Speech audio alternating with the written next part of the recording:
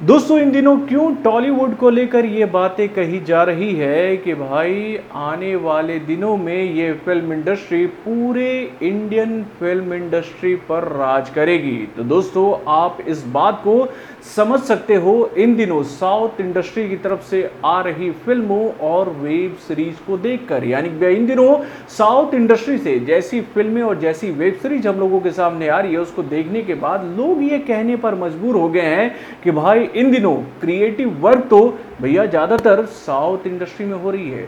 तो दोस्तों अभी हाल फिलहाल में ही साउथ इंडस्ट्री की एक और बेहतरीन वेब सीरीज लॉन्च की गई है नेटफ्लिक्स पर, नौ रस के नाम से, जिसको देखने के बाद आप समझ जाओगे कि भैया कितने सरल तरीके से और कितने बेहतरीन तरीके से इस वेब सीरीज को हम लोगों के सामने रखा गया है, जिसे एक खास से लेकर एक आम इंसान तक बहुत ही आसानी से समझ सकता है। तो दोस्तों कैसा है नौ रस, चलिए समझने की कोशिश करते हैं इस छोटे से रिएक्शन के माध्यम से। हेलो फ्रेंड्स, मैं हूं नरेंद्र और मैं आपके लिए लेकर आया हूं और एक खास रिएक्शन जो कि जुड़ी हुई है साउथ इंडस्ट्री की एक और बेहतरीन वेब सीरीज यानी कि नौ रस से। तो दोस्तों इससे पहले कि मैं आप लोगों के सामने नौ रस का रिएक्शन रखूं कि उससे पहले मैं आपको ये तो बता दूं कि भैया आप इस वेब सीरीज को किस OTT प्लेटफॉर्म पे देख सकते हो।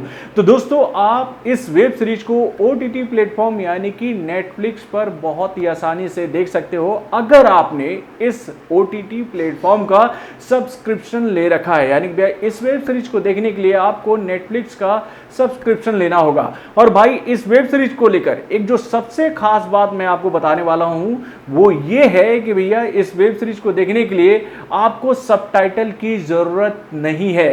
यानी कि भाई ये वेब सीरीज हिंदी में भी लॉन्च की गई है। यानी कि भैया पहले हमें साउथ की फिल्में सबटाइटल के माध्यम से देखनी पड़ती थी, लेकिन अब साउथ के मेकर इस बात को अच्छी तरीके से समझ चुके हैं कि उनके क्रिएशन को अब भैया हिंदी बेल्ट के लोग भी काफी पसंद करते हैं। और भाई इसी वजह से अब साउथ की आने वाली अधिकतर फिल्मों को लेकर यह जानकारी हम लोगों के सामने आती है कि भाई वो फिल्में साउथ के साथ साथ अब हिंदी में भी रिलीज हो रही हैं। तो दोस्तों वाकई में ये वेब सीरीज बहुत ही बेहतरीन है। दोस्तों कहा जाता है कि हमारे जीवन में 9 रस होते हैं जिसका अनुभूति हमें अपने जीवन में हमेशा देखने को मिलता है।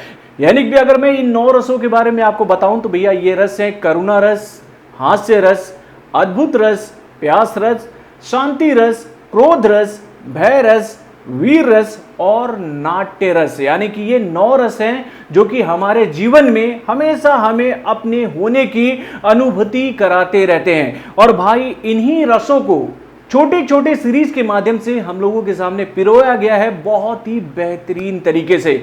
यानी कि भैया जब आप इस 9 रस को देखने की शुरुआत करेंगे तो भैया पहला रस आपके सामने रखा जाएगा करुण रस के माध्यम से, जिसे शत्रु के नाम से हम लोगों के सामने प्रेजेंट किया गया है, जिसे डायरेक्ट किया है विजय नंबीर ने। और इस करुण रस के पार्ट में नजर आने वाले जो मुख्य कलाकार हैं वो हैं विजय सेतुपति, रेवती और प्रकाश राज।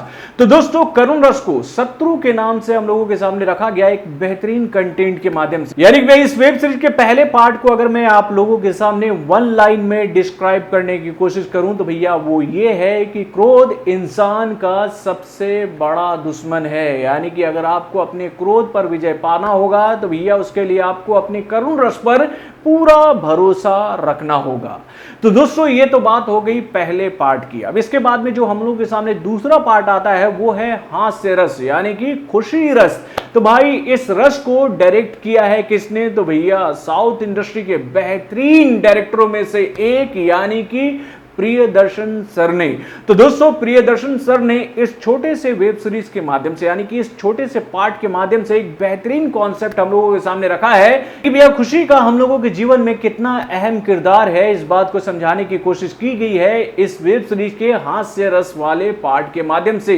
तो भैया वाकई में ये पार्ट भी बहुत ही यूनिक है। यानी कि जब आप इस पार्ट को देखोगे तो आप इसमें पाओगे कि एक एक्टर जो कि काफी दिनों के बाद अपने गांव आया है और वो जब अपने गांव आता है तो उसके साथ एक ऐसा इंसिडेंट होता है जिसके बारे में उसने कभी कल्पना भी नहीं की थी। यानी कि भैया वो अपने बचपन के दिनों को अपने लोगों के बीच में शेयर करता है कि वो कैसी कैसी शैतानियां किया था बचपन में और जिसकी वजह से उसको कितना कुछ सहना पड़ा था अपने स्कूल लाइफ में। तो दोस्तों वाकई में ये पार्ट भी बहुत ही बेहतरीन है और इसमें तो भैया योगी बाबू और नेदुमुडी वेणु ने बहुत ही बेहतरीन किरदार निभाया है। तो दोस्तों ये तो बात हो गई नवरस के दूसरे एपिसोड की। अब इसके बाद में जो तीसरा एपिसोड हम लोगों के सामने आता है वो आता है अद्भुत रस के नाम से, जिसे डायरेक्ट किया है गौतम वासुदेव ने और इसमें नजर आने वाले जो मुख्य कलाकार हैं वो हैं गोविंद स्वामी। तो दोस्तों वाकई में ये पार्ट भी बहुत ही बेहतरीन है और इस पार्ट के माध्यम से ये बात हमें समझाने की कोशिश की गई है कि भाई इंसानों को एक ताकत एक लिमिट में भगवान ने दी है।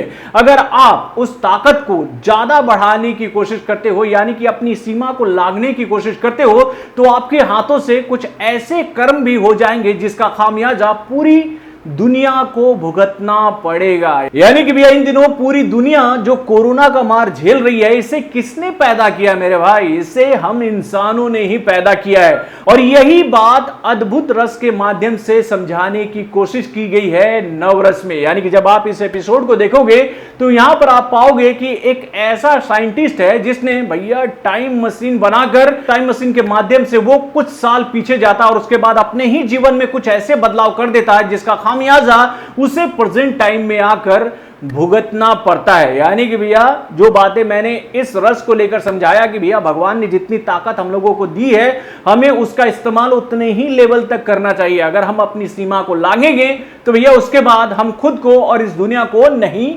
बचा सकते हैं। तो दोस्तों ये तो बात हो गई नवरस के तीसरे पार्ट की। अब इसके बाद हम लोगों के सामने आता है चौथा पार्ट जो कि विभत्स के नाम से हम लोगों के सामने रखा गया था। यानी कि भैया मैं बात कर रहा हूं प्यास रस की।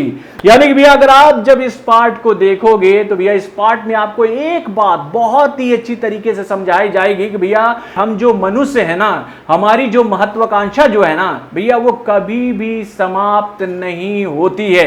यानी कि हमें जितना भी मिल जाए उसके बाद भी हम यही सोचते हैं कि भैया थोड़ा सा और मिल जाता थोड़ा सा और मिल जाता। यही सोच हम अपने मरने तक अपने साथ रखते हैं। यानी कि भैया भगवान ने हमें जितना दिया है उतने में हम कभी भी खुश नहीं हो पाते हैं। और भाई जब हमें ऐसा लगता है कि भैया हमें जितना मिला है उससे ज्यादा भगवान ने सामने वाले को दिया है तो उसके बाद भैया हम उस सामने वाले के प्रति अपने दिल में द्वेष पैदा करने लगते हैं। और इसी द्वेष की कहानी को रखा है डायरेक्टर वसंत ने बहुत ही बेहतरीन तरीके से कि भाई किस तरीके से एक बुजुर्ग इंसान जो कि भैया अब अपने अंतिम दौर में आ चुका है, अपने लाइफ के अंतिम पड़ाव पर आ चुका है, लेकिन उसके बावजूद भी भैया उसकी और वाली जो मांग है वो कंप्लीट नहीं हो पाई और इसका वो प्रदर्शन वो अपने ही परिवार में करके दिखाता है कि वो अपने महत्वाकांक्षा के लिए अपनी इच्छाओं की पूर्ति के लिए कितना नीचे गिर सकता है।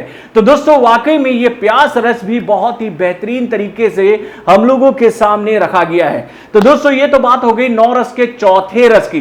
तो दोस्तों वाकई में टॉलीवुड की तरफ से जो ये वेब सीरीज हम लोगों के सामने आई है इसको देखने के बाद मैं ये बात आप लोगों को गारंटी से कहूंगा कि भैया इस वेब सीरीज को इतने सरल तरीके से हम लोगों के सामने रखा गया है कि जिसको देखने के बाद आप भी ये कहोगे कि भाई इस वेब सीरीज के माध्यम से जीवन से जुड़े हुए 9 रसों के बारे में एक आम से लेकर एक खास इंसान बहुत ही आसानी से समझ सकता है। तो दोस्तों अगर आपने इस वेब सीरीज को देखा है तो आप अपने कमेंट के माध्यम से जरूर बताइएगा कि भैया इस वेब सीरीज का कौन सा पार्ट आपको सबसे अच्छा लगा। तो बॉलीवुड से जुड़े और भी कई सारे खबरों को जानने के लिए हमारे चैनल वार्निंग जंक्शन को लाइक सब्सक्राइब करना ना भूलिएगा और हमारे अपडेट्स को जानने के लिए बेल आइकन को जरूर दबाइएगा।